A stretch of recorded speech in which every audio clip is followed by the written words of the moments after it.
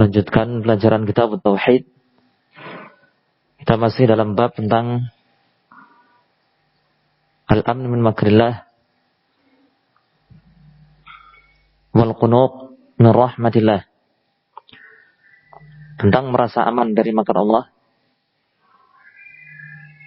dan berputus asa terhadap rahmat Allah. Telah kita pelajari bersama bahwa yang dimaukan oleh al-muallif, penulis rahimahullah dengan bab ini adalah agar kita al-jam' menggabungkan bainal khaufi war raja, menggabungkan rasa takut kepada Allah sehingga tidak merasa aman dari makar Allah, dan ar-raja,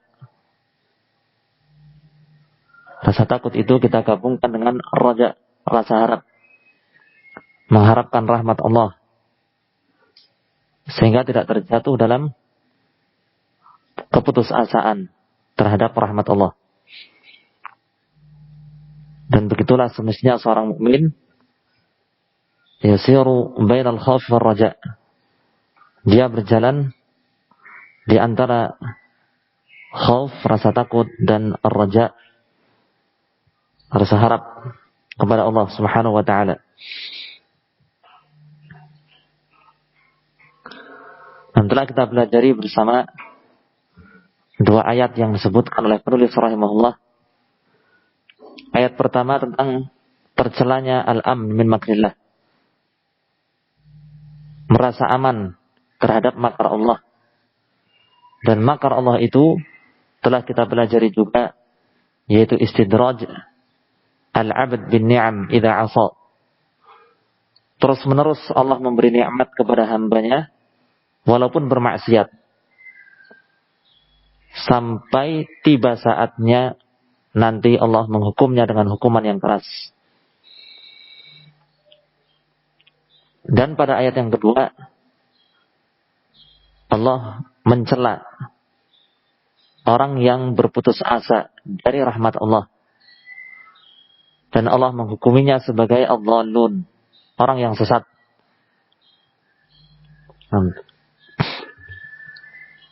Karena Allah Subhanahu wa taala Maha merahmati, sehingga tidak dibenarkan dan tidak diperbolehkan berputus asa terhadap rahmat Allah Subhanahu wa taala. Demikian juga orang yang berputus asa terhadap rahmat Allah, disadari atau tidak, dia juga terjatuh dalam dosa yang lain, yaitu meragukan qudratullah, meragukan kekuasaan Allah Subhanahu wa taala, bahwa Allah Maha Kuasa dan Maha Mampu. Mengapa berputus asa dari rahmat Allah? Mengapa menganggap bahwa Allah tidak akan memberikan kepadanya apa yang dia harapkan? Apakah dia ragu tentang kemampuan Allah, qudratullah?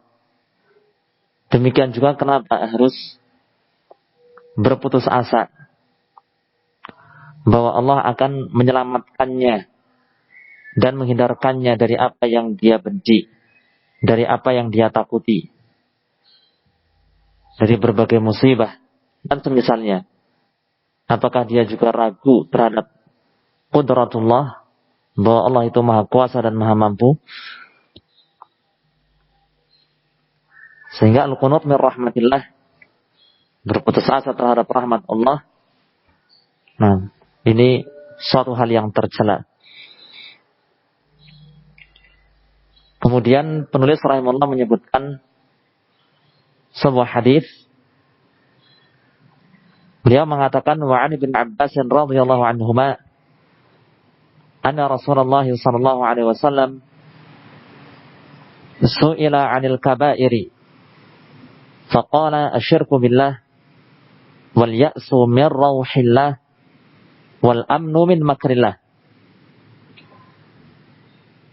Dan dari Ibnu Abbas radhiyallahu anhuma bahwa Rasulullah sallallahu alaihi wasallam pernah ditanya tentang dosa-dosa besar. Lalu beliau menjawab, asyirku billah. Dosa-dosa besar itu adalah asyirk billah, berbuat kesyirikan kepada Allah. Wal ya'su min rauhillah, berputus asa terhadap rahmat Allah. Wal amnu min makrillah, dan merasa aman dari makar Allah. Nah, hadits Ibnu Abbas ini seperti yang disebutkan di sini di catatan kaki, diriwayatkan oleh Al-Bazzar dan At-Tabarani, dan para rawinya muwaththaqun, dinilai thiqah, terpercaya para rawinya. Dan Al-Imam Ibnu Katsir rahimahullah mengatakan wa fi isnadihi nazar, di dalam sanadnya nazar, yakni perlu diteliti lagi, perlu dicermati lagi, dan tidak mudah dihukumi sahih. Wal ashbah an yakuna mauqufan, namun yang paling nampak adalah bahwa hadis ini mauquf, tidak marfu', bukan dari sabda Nabi sallallahu alaihi wasallam, melainkan dari perkataan Ibnu Abbas.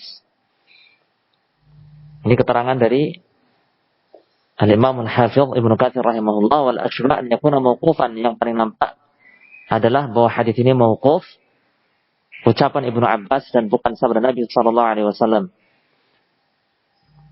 Nah, walaupun demikian, ya tentu Ibnu Abbas radhiyallahu anhuma termasuk para sahabat yang mulia, termasuk para pembesar sahabat dalam hal ilmu. Namsu'ila 'anil kaba'ir, disebutkan di sini bahwa Nabi sallallahu alaihi wasallam pernah ditanya tentang dosa-dosa besar. Nah, pertanyaan ini menunjukkan bahwa dosa terbagi menjadi dua, yaitu al-kaba'ir, dosa-dosa besar, dan di sana ada yang kecil, yaitu as-shaghair.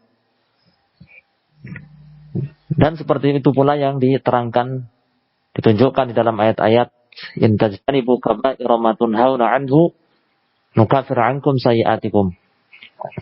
Jika kalian menjauhi dosa-dosa besar yang kalian dilarang melakukannya, niscaya kami gugurkan dari kalian kesalahan-kesalahan kalian.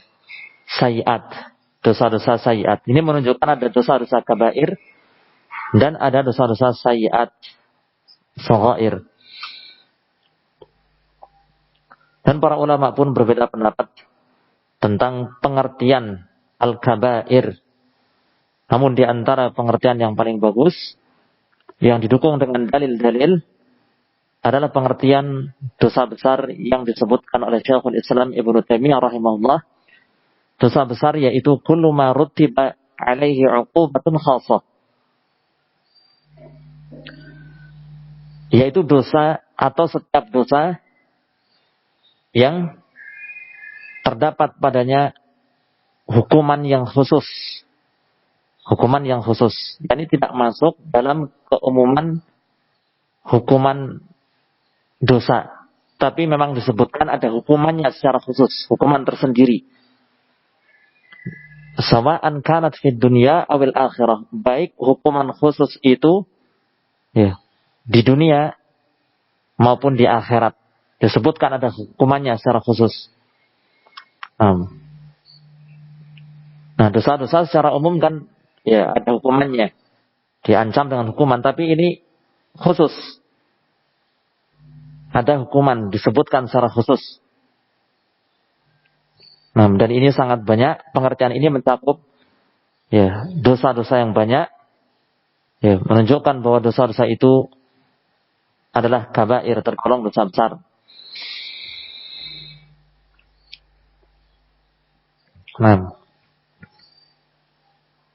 Nah, disebutkan dalam hadis ini bahwa Rasulullah SAW ditanya tentang al-kabair, dosa-dosa besar. Ya tentu para sahabat jika bertanya kepada Nabi SAW tentang suatu permasalahan, tujuan mereka adalah untuk memahaminya kemudian mengamalkan konsekuensinya. Seperti di dalam pertanyaan ini, dia bertanya tentang al-kabair, dosa-dosa besar, tujuannya bukan basa-basi. Tujuannya memang untuk menjauhi dosa-dosa itu. Ya, berbeda dengan mungkin kebanyakan orang zaman sekarang yang banyak berbasa-basi, tidak begitu serius dalam bertanya. Ya, setelah mendapatkan jawaban, tidak begitu serius dalam mengamalkannya. Nah, di sini jawaban untuk pertanyaan al-kabair, dosa-dosa besar itu apa? Maka dijawab syirku billah, kesyirikan terhadap Allah Subhanahu wa taala. Kepada Allah Subhanahu wa taala. Nah, nampaknya yang dimaksud dengan kesyirikan di sini umum, mencakup syirik besar dan syirik kecil. Syirkul akbar dan asyirk al-asghar. Kalau yang dimaukan adalah syirik akbar, jelas itu dosa besar yang paling besar, ya, dikarenakan dapat mengeluarkan pelakunya dari Islam. Dan juga Allah Ta'ala berfirman dalam Al-Quran, Inna syirka la zulmun azim. Sesungguhnya kesyirikan itu benar-benar kezaliman yang besar, kezaliman yang terbesar. Zalim terhadap Allah Subhanahu wa taala, yakni tidak memberikan haknya. Tapi bagaimana dengan syirik asghar? Kenapa syirik asghar tergolong al-kabair dan didahulukan di sini, dipertamakan sebelum dosa-dosa besar yang lain? Karena asyirk di sini, asyirku billah mencakup syirik akbar, besar, dan syirik asghar. Kenapa syirik asghar juga dimasukkan? Karena memang seperti itu yang dipahami oleh para sahabat, bahwa kesyirikan itu walaupun berjenis asghar, kecil, namun itu lebih besar daripada al-kabair, dosa-dosa besar yang lain, walaupun itu asghar. Karena melihat kepada hak Allah Subhanahu wa taala yang sangat besar, yang sangat tidak pantas untuk dipersekutukan dengan kesyirikan macam apapun, walaupun itu syirik asghar. Karena hak Allah Subhanahu wa taala itu sangatlah besar, tidak pantas untuk dipersekutukan. Di antara yang menunjukkan pemahaman para sahabat seperti itu, bahwa syirik asghar, syirik walaupun asghar, kecil, namun tetap lebih besar daripada dosa-dosa besar yang lain, adalah perkataan Ibnu Mas'ud radhiyallahu anhu, la an ahlifa billahi kadziban ahabbu ilayya min an ahlifa bi ghairi shadiqan. La an ahlifa billahi kadziban, sungguh, ya, benar-benar, ya, seandainya aku bersumpah dengan nama Allah dalam keadaan saya bohong, ya, berkata bohong tapi diiringi dengan sumpah, ini dosa besar atau tidak? Dosa besar. Kadzib, berbohong itu sendiri dosa besar, apalagi diiringi dengan sumpah, ya, apalagi diiringi dengan sumpah. Tapi kata Ibnu Mas'ud, itu lebih mending lah, menurutku, bagiku, daripada an ahlifa bi ghairihi shadiqan, aku bersumpah dalam keadaan jujur tapi dengan selain nama Allah. Nah, bersumpah dengan selain nama Allah itu merupakan syirik asghar. Bersumpah dengan selain nama Allah, ya, menyebut selain nama Allah di dalam sumpahnya. Mestinya kan wallahi, demi Allah, tapi ini bukan nama Allah yang disebut dalam sumpahnya, walaupun jujur, ya. Maka kata Ibnu Mas'ud, lebih baik, lebih mending, maksudnya yang pertama, ya, bersumpah, ya, dalam keadaan bohong tapi masih dengan menyebut nama Allah, karena itu bukan kesyirikan. Dengan menyebut nama Allah bohong, itu lebih mending, karena itu bukan kesyirikan, walaupun itu dosa besar. Ya, maksudnya adalah lebih besar lagi jika itu adalah kesyirikan, sumpahnya adalah dengan selain nama Allah, walaupun perkataan yang diucapkan adalah jujur. Nah, yes. Saya ulangi lagi, lan ahlifa billahi kadziban. Ini dosa besar atau tidak? Bersumpah dengan nama Allah dalam keadaan bohong. Dosa besar. Syirik atau bukan? Bukan. Ahlifa bi ghairi shadiqan. Bersumpah dengan selain nama Allah tapi jujur. Syirik atau bukan? Ya, syirik. Karena bersumpah dengan nama Allah. Mana yang lebih mending menurut Ibnu Mas'ud? Yang pertama. Ya. Walaupun bohong tapi tidak terjatuh dalam kesyirikan. Ini menunjukkan bahwa ya, syirik itu walaupun asghar maka lebih besar daripada dosa-dosa besar yang lain.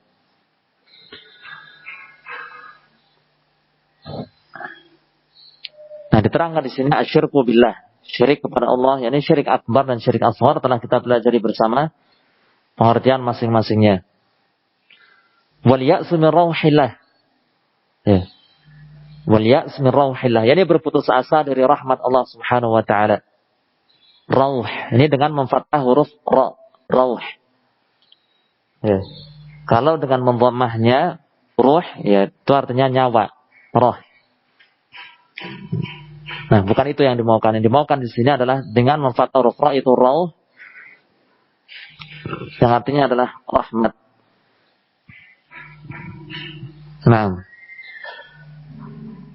Nah, ini semisal dengan makna rahmat. Nah, ya'smir rauhillah ini juga termasuk dosa-dosa besar. Berputus asa terhadap rahmat Allah Subhanahu wa taala. Tidak lagi memiliki harapan ya, kepada rahmat Allah. Ya. Dalam menggapai apa yang diinginkan atau dalam menghindarkan diri dari apa yang dikhawatirkan. Ya, putus asa. Allah tidak akan membantunya, tidak akan menolongnya, tidak akan memberikan rahmat kepadanya.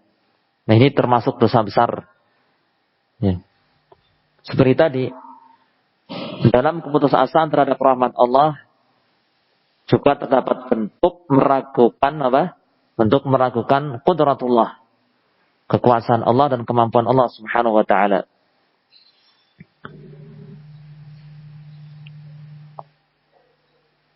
Nah, al-ya's min rauhillah, berputus asa terhadap rahmat Allah, ini termasuk dosa-dosa besar.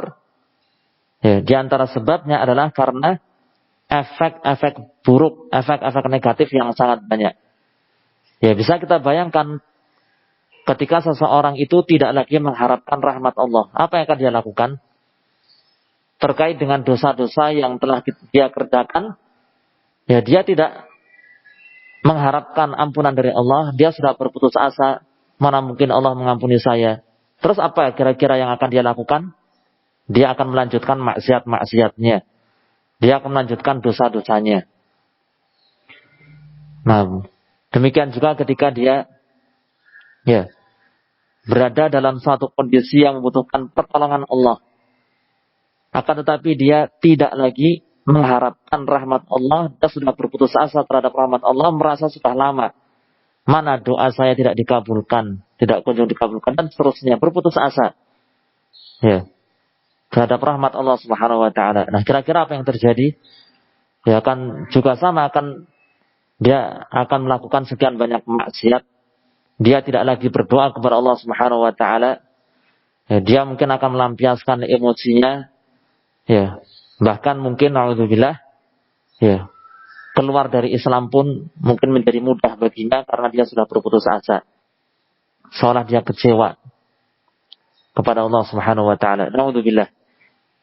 Ini kalau muncul keterputusasaan terhadap rahmat Allah sangat berbahaya. Ya, mestinya bersabar dan senantiasa attiqah billah, husnudzan kepada Allah Subhanahu wa taala.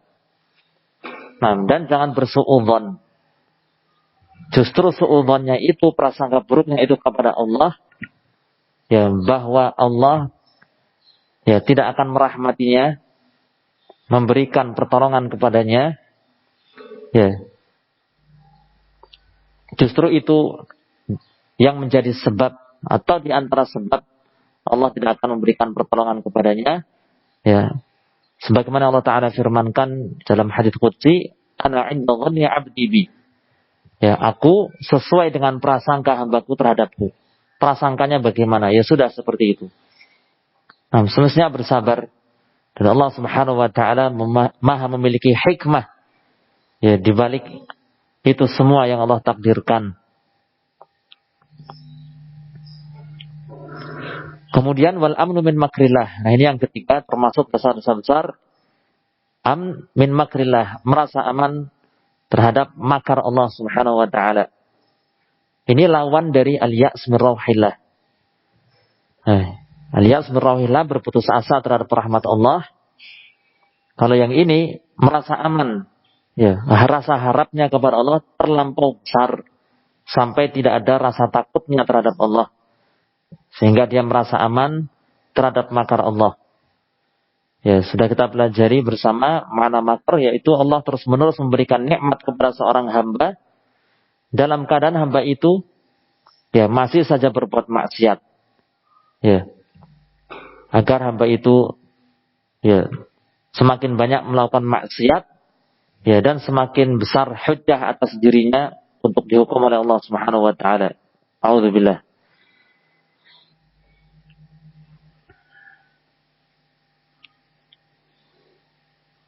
Nah, pertanyaannya, apakah dosa-dosa besar terbatas hanya 3 hal ini? Asyirku billah, syirik kepada Allah, al-ya's min rauhillah, berputus asa terhadap rahmat Allah, dan al-amn min makrillah, merasa aman terhadap makar Allah. Ya, jawabannya tidak. Seperti yang sudah kita pelajari tadi, dari pengertian dosa-dosa besar yang disebutkan oleh Ibnu Taimiyah rahimahullah nampak mencakup dosa-dosa yang banyak. Namun perlu kita pahami bahwa Nabi SAW terkadang ditanya dengan suatu pertanyaan.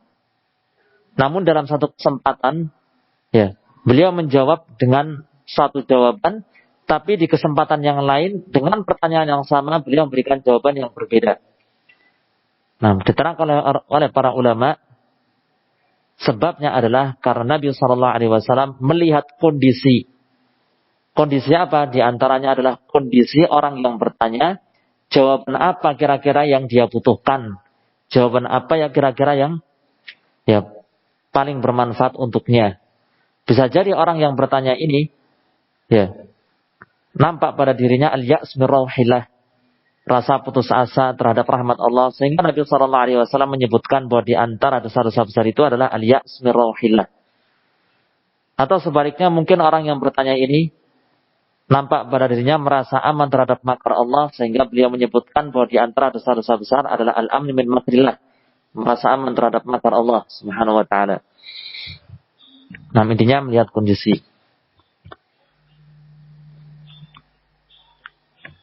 Kemudian berikutnya, wa 'an Ibnu Mas'ud qala akbarul kaba'iri al-isyraku billah wal amnu min makrillah wal qunutu min rahmatillah wal ya'su min rauhillah, rawahu Abdul Razzaq. Dan dari Ibnu Mas'ud radhiyallahu anhu, dia berkata, nah kalau ini memang Ibnu Mas'ud yang mengatakan, tidak disandarkan kepada sabda Nabi SAW. Dan dari Ibnu Mas'ud dia berkata, akbarul kabair, dosa besar yang terbesar itu adalah al-isyraku billah, berbuat syirik terhadap Allah. Wal amnu min makrillah, merasa aman terhadap makar Allah. Wal qunutu min rahmatillah, berputus asa terhadap rahmat Allah. Ya. Wal ya'su min rauhillah, dan berputus asa terhadap rauhullah, ya, rahmat Allah Subhanahu wa Ta'ala. Ya, kurang lebih maknanya sama. Tapi insyaallah nanti akan kita pelajari bersama apa perbedaan 2 hal yang terakhir ini, al-qunutu min rahmatillah dan al-ya'su min rauhillah. Rawahu Abdul Razzaq, diriwayatkan oleh Abdul Razzaq rahimahullah. Nah, perkataan Ibnu Mas'ud radhiyallahu taala anhu ini dikatakan, diterangkan oleh Ibnu Katsir rahimahullah di dalam tafsirnya, wa huwa sahihun ilaihi bila syak. asar ini, perkataan ini, ya sahih. Sampai kepada Ibnu Mas'ud. Ibnu Mas'ud benar-benar mengatakannya bila syak, tanpa ada keraguan. Nah, akbarul kabair, kata beliau, kata Ibnu Mas'ud, dosa besar yang terbesar, yaitu apa? Al-isyraku billah, kesyirikan kepada Allah Subhanahu wa taala. Nah, ini sesuai dengan ayat yang tadi kita dengarkan, wa inna syirka la dzulmun 'adzim. Sesungguhnya kesyirikan itu benar-benar kezaliman yang besar. Kezaliman kepada siapa? Kepada orang lain, diri sendiri, atau kepada Allah. Ya, kesyirikan itu adalah kezaliman kepada Allah Subhanahu wa taala. Dan itu adalah kezaliman yang terbesar. Dikatakan zalim karena dia tidak memberikan hak Allah. Ya, tidak memberikan hak Allah Subhanahu wa taala sebagaimana mestinya. Ya, ibadah yang itu merupakan hak Allah justru dia tempatkan kepada selain Allah. Ya, justru dia tujukan untuk selain Allah Subhanahu wa taala, maka itu adalah kezaliman. Dan kezaliman itu adalah meletakkan sesuatu tidak pada tempatnya.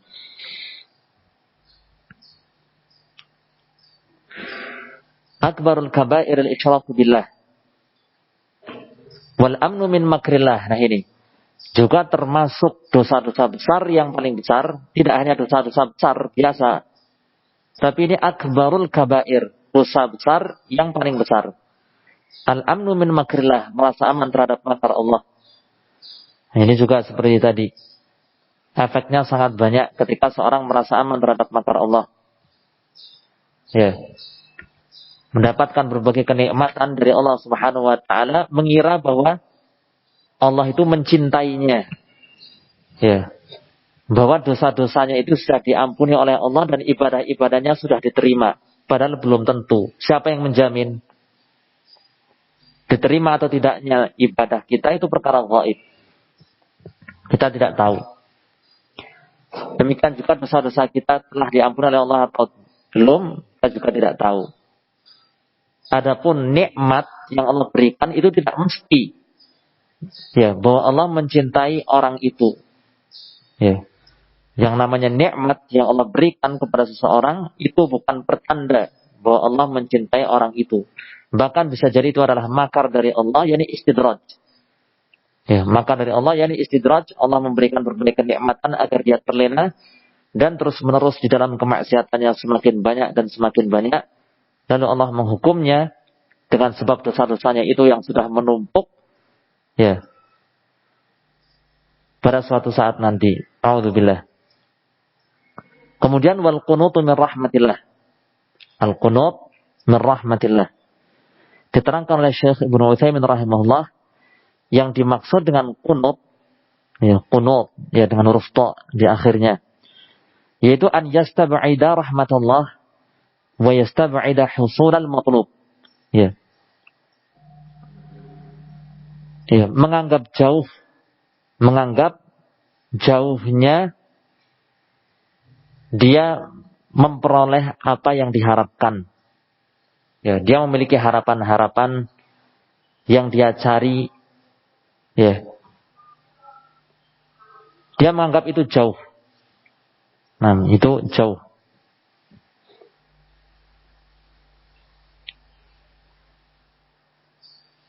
Nah, jadi dia berputus asa, tidak berharap, ya, tidak begitu berharap kepada Allah bahwa Allah akan memberikan kepadanya apa yang dia cari. Adapun ya's, yang pertama qunut min rahmatillah, yang kedua al-ya's.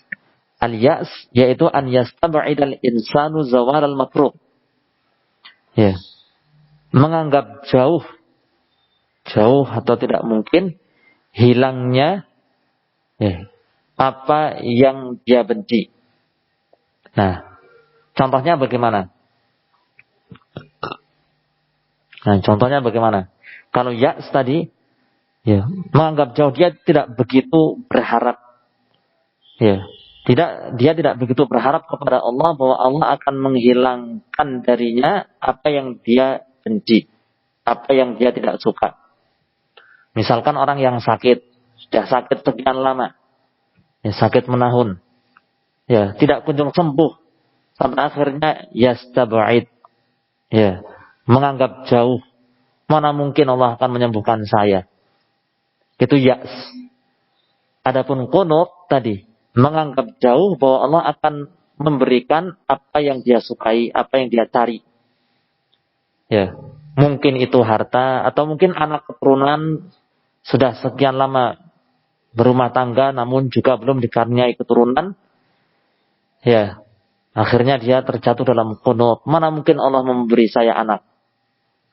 Ya sudahlah sekian tahun, sudah sangat lama. Nah, kalau muncul perasaan seperti itu, maka itu adalah qunut. Ya, menganggap jauh. Ya, bahwa Allah akan memberi apa yang dia minta, apa yang dia cari, yang dia sukai.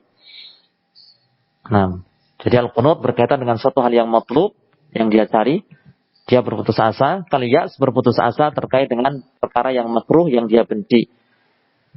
Nah, ini di dunia dan di akhirat ya. Di akhirat juga sama, mengharapkan apa? Ya, surga. Ya. Kalau sudah tidak lagi mengharapkan surga kepada Allah Subhanahu wa taala, ya sudah, berarti itu qunut. Karena surga itu kan perkara yang diinginkan, yang dicari. Nah, atau sebaliknya terjatuh dalam ya's. Ya, berputus asa dari azab Allah di akhirat.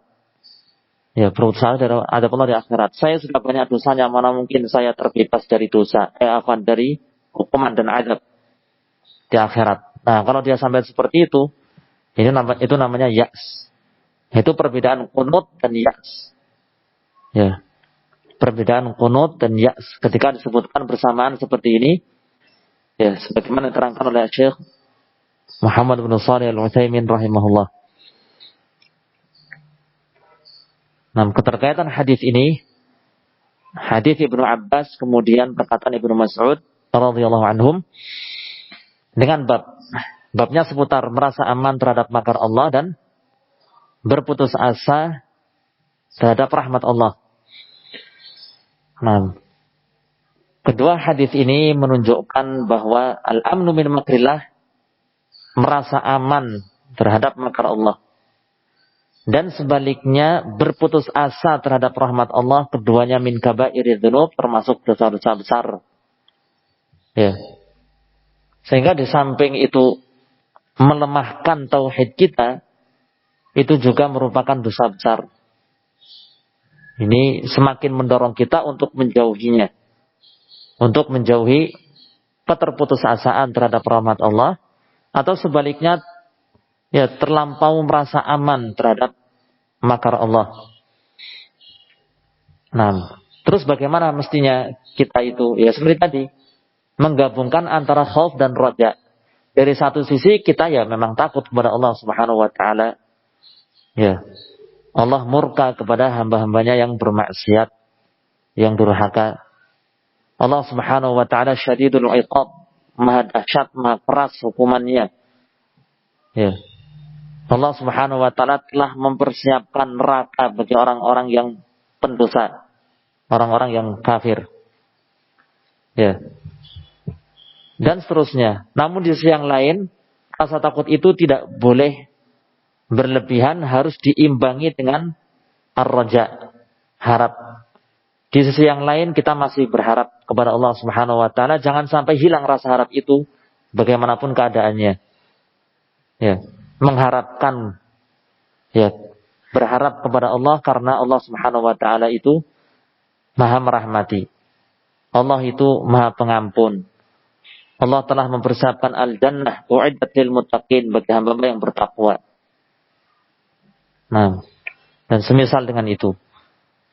Jadi bainal khauf war raja. Ya. Makanya kan muncul ada istilah apa? Harap-harap cemas ya. Dari satu sisi berharap, sisi yang lain cemas. Nah, antara dua hal itu. Nah, beberapa faedah yang dapat kita petik dari hadis Ibnu Abbas dan hadis Ibnu Mas'ud ini disebutkan oleh Syekh Shalih Al-Fauzan hafizahullah. Di antaranya yang pertama adalah diharamkannya merasa aman terhadap makar Allah dan diharamkannya berputus asa terhadap rahmat Allah. Nah, sebagaimana yang terjadi pada Murji'ah dan Khawarij. Orang-orang Murji'ah, sekte Murji'ah dan sekte Khawarij.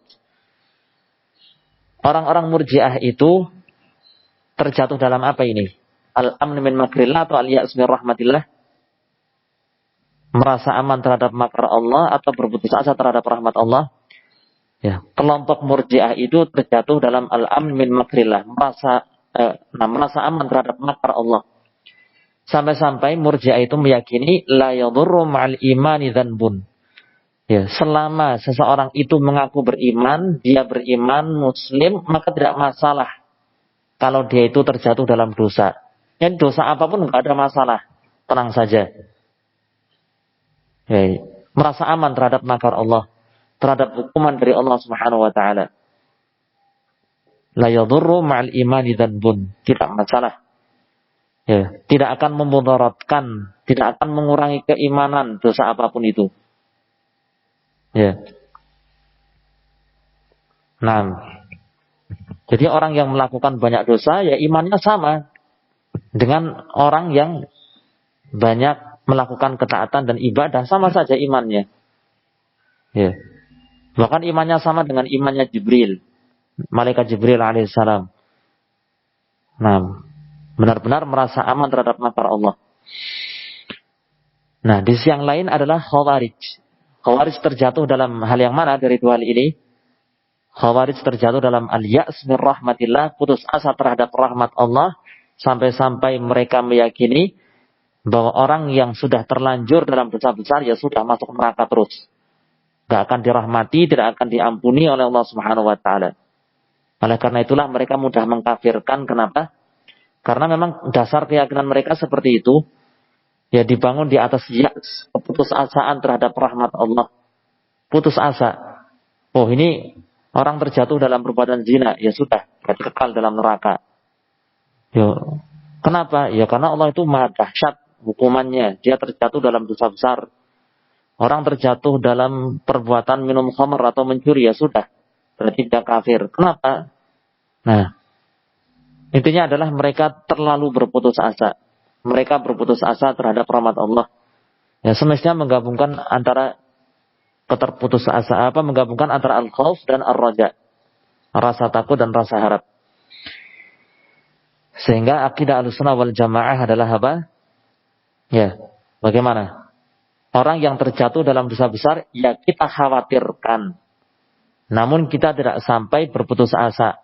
Masih mungkin saja Allah memberikan ampunan kepada orang itu. Ya, dan tempat kembalinya adalah jannah. Ya, tidak akan kekal di dalam an-nar. Bahkan bisa jadi tidak akan masuk ke dalam neraka sama sekali karena Allah benar-benar mengampuninya. Tapi yang jelas kita khawatir, sebagaimana yang disebutkan dalam dalil-dalil, dosa besar atau dosa-dosa itu berbahaya. Ya. Membuat seorang terancam dengan hukuman dari Allah. Nah, semacam itu saja. Tidak sampai kebablasan, melupakan bahwa Allah Subhanahu wa taala itu Maha merahmati dan Maha mengampuni. Kemudian faedah yang kedua, bahwa kesyirikan itu merupakan dosa besar yang paling besar. Nah, sebagaimana yang bisa kita lihat di dalam dua hadis ini, hadis Ibnu Abbas dan hadis Ibnu Mas'ud. Ya, kedua hadis ini menyebutkan di urutan pertama dosa besar adalah asyirku billah, al-isyraku billah, syirik kepada Allah Subhanahu wa taala.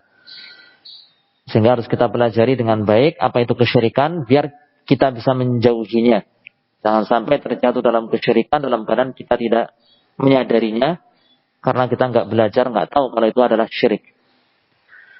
Kemudian faedah yang ketiga, ya, disimpulkan bahwa kewajiban seorang hamba adalah an yakuna bainal khaufi war raja. Ya, dia berada di antara rasa takut dan rasa harap. Ya, harap-harap cemas terhadap Allah. Dari satu sisi takut kepada Allah, ya, dari sisi yang lain masih menaruh harapan kepada Allah Subhanahu wa taala. Nah, sehingga kalau dia takut kepada Allah, ya tentunya seperti itu. Jika takut kepada Allah, maka jangan sampai rasa takutnya itu membuatnya berputus asa terhadap rahmat Allah. Dan sebaliknya jika dia memiliki harapan-harapan kepada Allah, maka jangan sampai harapan besar dia kepada Allah membuatnya dia merasa aman, terhadap azab Allah, hukuman dan makar dari Allah.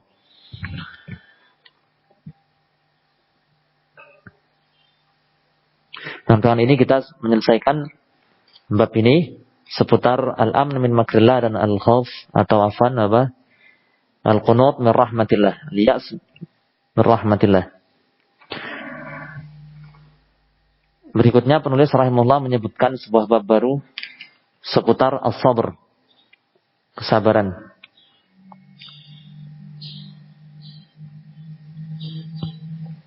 Beliau rahimahullah mengatakan, bab minal imani billahi sabru ala aqdarillah. Bab termasuk iman kepada Allah adalah as-sabru, bersabar, ala aqdarillah, menghadapi takdir Allah.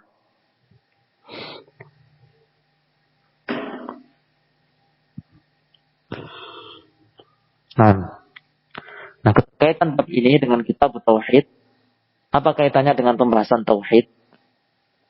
Ya. Di dalam bab ini, penulis rahimahullah hendak menjelaskan wajibnya bersabar ketika menghadapi takdir dari Allah yang terasa pahit, menyakitkan bagi kita. Nah, sebab ketidaksabaran menghadapinya yaitu termasuk mayunafi kamal tauhid, hal-hal yang menghilangkan kesempurnaan tauhid. Orang yang tidak sabar dalam menghadapi takdir yang pahit, yang menyakitkan, menunjukkan bahwa tauhidnya tidak sempurna. Sehingga kalau kita ingin merealisasikan tauhid yang sempurna, maka kita harus bersabar dalam menghadapi takdir dari Allah Subhanahu wa taala yang menyakitkan.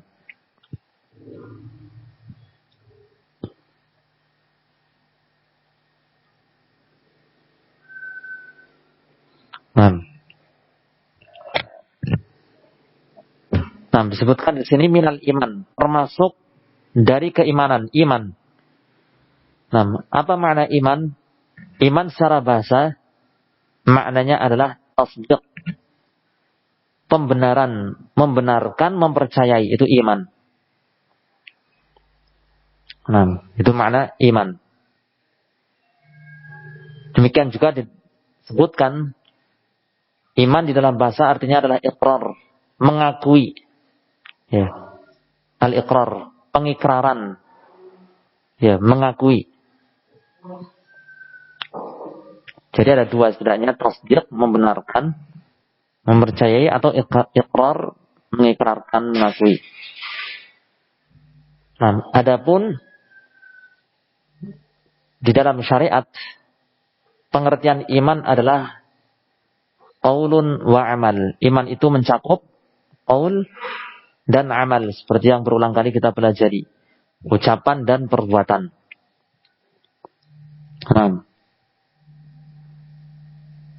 Dan qaul ini mencakup qaulul qalb dan qaulul lisan, ucapan qalbu dan ucapan lisan. Apa itu ucapan qalbu? Ucapan qalbu yakni i'tiqadat, keyakinan-keyakinan. Itu keyakinan-keyakinan yang itu merupakan keenam rukun iman. Iman kepada Allah, iman kepada para malaikatnya, dan seterusnya. I'tiqadatul qalb, keyakinan-keyakinan qalbu, rukun iman itu merupakan qaulul qalb, ucapan qalbu. Kenapa dikatakan ucapan qalbu? Karena seolah-olah qalbu, hati ini berkata, mengikrarkan, mengikrarkan, saya beriman bahwa Allah itu ada. Allah itu Maha Pencipta yang mengatur, hanya Dia. mengikrarkan bahwa hanya Allah yang berhak diibadahi. Seolah qalbu mengikrarkan seperti itu, berkata. Ya, hati berkata. Sehingga dinamakan qaulul qalb. Ya. Qaulun wa amal. Qaulul qalb, ya, ucapan qalbu dan ucapan lisan, ini jelas, ini termasuk iman. Wa amal, amal terbagi menjadi dua, itu amalul qalb dan amal al-jawarih. Ya, perbuatan qalbu, amalan qalbu, dan perbuatan anggota tubuh lahiriah yang nampak. Nah, apa perbedaan amalul qalb dengan qaulul qalb? Ucapan qalbu dengan amalan qalbu. Ya, amalul qalbu, perbuatan qalbu, ya, yaitu semacam rasa cintanya, ya, rasa takutnya, rasa harapnya kepada Allah, ya, kesabarannya. Yani hati itu bergerak untuk mencintai, untuk bertawakal, untuk merasa takut. Ini gerakan-gerakan qalbu. Ya, amalan qalbu. Nah, sehingga di dalam syariat, ya, sebagaimana yang diyakini oleh para sahabat, dan itu keyakinan Ahlussunnah wal Jamaah, ya, iman itu mencakup hal-hal ini semua. Qaul, ucapan, dan amal, perbuatan. Dan ucapan atau qaul terbagi menjadi dua, yaitu qaulul qalb, ucapan qalbu, dan ucapan lisan. Ucapan lisan jelas, ya, bacaan-bacaan yang Allah perintahkan itu, membaca Al-Quran, zikir, ya, wirid-wirid, ya, dan lain sebagainya. Demikian juga ucapan-ucapan yang baik, tutur kata yang baik, sebab itu diperintahkan oleh Allah Subhanahu wa taala. Nah, itu qaulul lisan. Adapun amal juga terbagi menjadi dua, yaitu amalul qalb dan amal al-jawarih. Ya, perbuatan qalbu dan perbuatan anggota tubuh yang nampak, lahiriah. Nah, itu menurut syariat. Nah, di sini minal imani billah, termasuk iman kepada Allah. Termasuk iman kepada Allah adalah as-sabr, bersabar menghadapi aqdarillah, takdir Allah. Takdir Allah yang apa ini? Yang disabar itu takdir Allah yang tentunya yang menyakitkan bagi kita, terasa pahit bagi kita. Sebab takdir Allah Subhanahu wa taala itu kan terbagi menjadi dua, ya. Berkaitan dengan bagaimana yang dirasakan oleh hamba, oleh kita. Ya. Macam yang pertama adalah takdir Allah Subhanahu wa taala yang terasa manis, yang disukai oleh seorang hamba. Ya. Takdir yang nikmat. Ya. Harta yang melimpah, kesehatan, ya. Dan lain sebagainya, sangat banyak. Nikmat ilmu juga. Nah, rasa tenang, keamanan, ketentraman, banyak. Nah, macam yang kedua adalah al-aqdar al-mu'limah. Takdir yang menyakitkan, rasa pahit bagi hamba. Ya. Walaupun terasa pahit, ya, Allah memiliki hikmah di balik itu. Nah, dan Allah Subhanahu wa taala tidak menzalimi seorang hamba pun. Nah, bersabar menghadapi takdir Allah Subhanahu wa taala yang menyakitkan, maksudnya. As-sabr, bersabar. Apa pengertian sabar? Sabar secara bahasa pengertiannya adalah al-habs wal qaf. Menahan. Ya. Menahan. Menahan, mengikat. Ya. Adapun secara syariat, ya, tentu berkaitan dengan pengertiannya di dalam bahasa Arab tadi, secara bahasa sama-sama ada unsur menahan dan mengikat, mengekang. Secara syariat, bersabar itu adalah apa? Habsun nafs, mengikat, menahan, mengekang. Mengekang apa ini? Mengekang an-nafs, hati, jiwa. Agar tidak apa? Anil jaza', jangan sampai berkeluh kesah hati ini, jiwa ini. Jangan sampai hati ini berkeluh kesah, kemudian muncul, ya, di dalam hati perasaan tidak terima. Ya, perasaan memberontak terhadap takdir Allah. Nah, Demikian juga menahan apa lagi yang kedua? Habsul lisan, menahan, mengikat, mengekang lisan. Ya, agar tidak mengucapkan ucapan-ucapan keluh kesah yang menunjukkan rasa tidak terima. Ya, rasa murka terhadap takdir Allah. Ditahan lisannya. Dan demikian juga yang ketiga, menahan apa lagi? Menahan, mengekang, mengikat al-jawarih, anggota tubuh yang nampak ini. Jangan sampai melakukan perbuatan-perbuatan yang menunjukkan rasa tidak terima, rasa memberontak atau bentuk memberontak dan murka terhadap takdir Allah. Seperti apa? Ya mungkin memecah kaca, menampar-nampar pipi, menjambak rambut, merobek baju. Nah, jadi 3 hal ini yang harus dikekang, harus ditahan, diikat. Yang itu merupakan pengertian sabar dalam syariat. Ya, mengekang jiwa, ya, agar tidak berkeluh kesah. Jiwa ini, ya, tidak muncul perasaan murka, tidak terima. Demikian juga menahan lisan, ya, dari ucapan-ucapan yang menunjukkan tidak terima juga. Demikian juga menahan al-jawarih, anggota-anggota tubuh lahiriah yang nampak ini, agar tidak melakukan perbuatan-perbuatan yang mengungkapkan rasa tidak terima dan murka kepada Allah Subhanahu wa taala. Ini pengertian as-sabr dalam syariat. Nah, mungkin ini sebagai pendahuluan memasuki bab tentang as-sabr ala aqdarillah. Insyaallah akan kita lanjutkan di kesempatan-kesempatan berikutnya. Wallahu taala alam bissawab. Alhamdulillah wassallallahu ala nabiyyina Muhammad wa ala alihi washabihi.